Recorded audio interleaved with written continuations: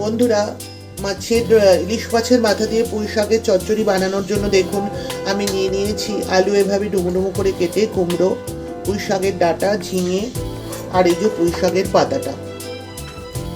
আর এর মধ্যে আর একটা জিনিসও দেওয়া যেত, কিন্তু সেটা আমি দিচ্ছি না, কারণ যিনি আজকে এটা খাবেন তার বেগুন খেলে অ্যালার্জি হয়, তাই জন্য আমি বেগুনটা বাদ দিয়েছি। আপনারা যখন করবেন অবশ্যই বেগুন দেবেন, কেননা পুঁই শাকে বেগুনটা খুব ভালো লাগে। আমি এটার মধ্যে আরেকটু দেওয়া যেত বেগুন, কিন্তু আমি দিচ্ছি না, কারণ আর যিনি আপনাদের আগেই বললাম যিনি খাবেন তার বেগুনে অ্যালার্জি আছে, তাই আমি বেগুনটা বাদ দিয়ে দিয়েছি। আপনারা যখন করবেন বেগুন দিয়ে দেবেন।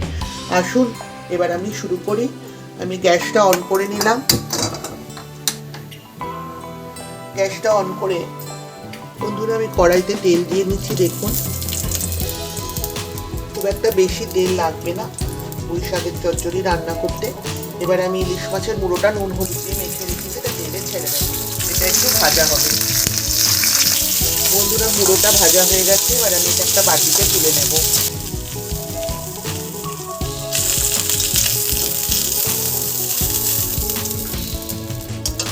কড়াইতে তেলটা গরম হয়ে গেছে, এবার 5 ফোড়ন দিয়ে নেব। তার সাথে দেব একটা শুকনো লঙ্কা ছিঁড়ে। এবার আমি একে একে কাটা তরকারিগুলো দিয়ে দিচ্ছি। প্রথমে আলু দিলাম, তারপরে ডাঁটাটা দিয়ে দিচ্ছি,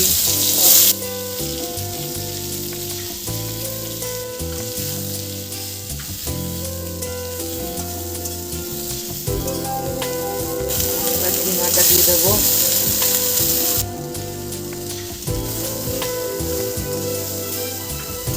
সবজিগুলোকে ভালো করে উপর নিচ করে নিতে হবে। এবার দিয়ে দিচ্ছি কুমড়ো।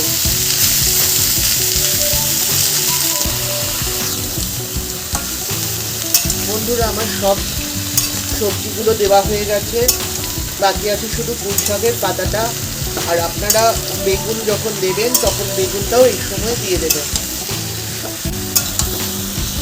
তো আজ আমি বেগুন দিচ্ছি না বলে দিতে পারলাম না। 1/2 চামচ মতো হলুদ গুঁড়ো দিয়ে দিচ্ছি, আর দিচ্ছি আন্দাজ মতো লবণ।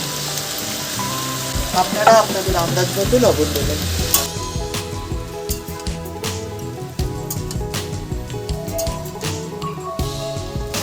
এবার আমি পুঁই পাতাটা দিয়ে দেবো।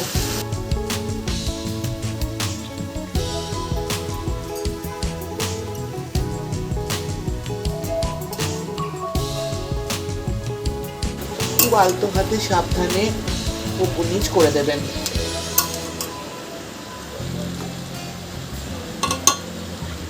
এবার কড়াইটা ঢেকে দেব, দিয়ে গ্যাসের নবটা সিম করে দেব।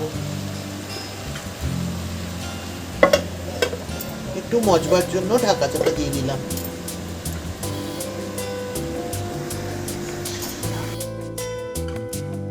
বন্ধুরা আমি ঢাকাটা তুলে দেখবো আমার তরকারিটা কতটা মজেছে। দেখুন কতটা বসে গেছে তরকারিটা, কতটা মজে গেছে। এবং আমি কিন্তু জল দিইনি, দেখুন নিজের থেকে ভেতর কতটা জল বেরিয়েছে। দেখুন দেখতে পাচ্ছেন, জল দেওয়ার এক্সট্রা জল দেওয়ার কোনো প্রয়োজন নেই। এইভাবেই এটা হয়ে যাবে। তরকারিগুলোর থেকে জল বেরিয়ে, পুঁই পাতা সব কিছু থেকে জল বেরিয়ে এটা অটোমেটিক্যালি রান্না হয়ে যাবে। আবার আমি ঢাকা চাপা দিয়ে দিলাম।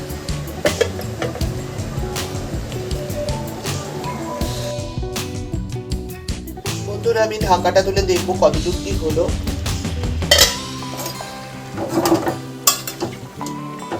দেখুন এবার আমি এর মধ্যে মাছের মুড়োটা দিয়ে দিচ্ছি।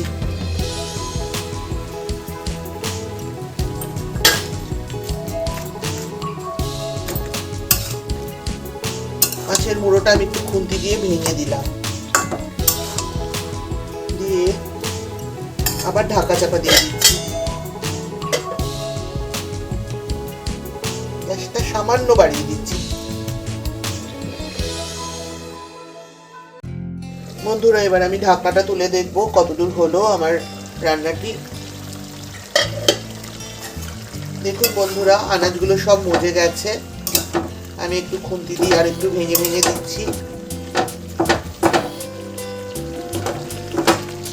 আলু ঠালু সব সেদ্ধ হয়ে গেছে, দেখতে পাচ্ছেন।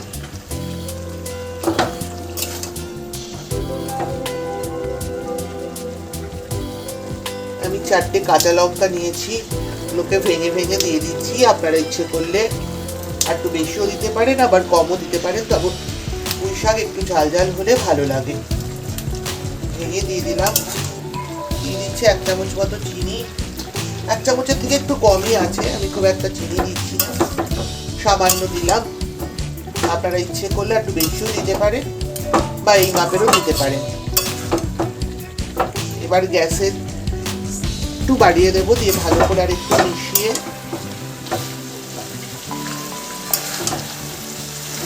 সুন্দর একটা গন্ধ বেরোচ্ছে ইলিশ মাছের কাঁটা আর পুঁই শাক মিশে। দেখুন আলু ফালু সব ভালো করে সেদ্ধ হয়ে গেছে। আমার রান্নাটা কমপ্লিট হয়ে গেছে। এবার আমি গ্যাসটা অফ করে ঢাকা চাপা দিয়ে দেবো। 2 মিনিট স্ট্যান্ডিং টাইমে থাকবে। আমি গ্যাসটা অফ করে দিলাম, কড়াইটা ঢাকা দিয়ে দিলাম। বন্ধুরা দেখতে পাচ্ছেন আমার পুঁই শাকের তরকারি রেডি হয়ে গেছে। এটা গরম ভাতের সাথে খুব ভালো লাগবে খেতে। আপনারা অবশ্যই বাড়িতে একবার করে দেখবেন কেমন লাগে। ইলিশ মাছের মাথা দিয়ে পুঁই শাকের তরকারি এভাবে রান্না করলে আশা করি খুবই ভালো লাগবে খেতে। আমার এই রেসিপিটি যদি আপনাদের ভালো লাগে তাহলে অবশ্যই লাইক করবেন, শেয়ার করবেন, কমেন্ট করবেন এবং আমার চ্যানেলটিকে সাবস্ক্রাইব করবেন। পাশে থাকা বেল আইকনটি প্রেস করবেন। ভালো থাকবেন, সুস্থ থাকবেন। আজ আসি, আবার দেখা হবে কোনো না কোনো একটা নতুন রেসিপি নিয়ে।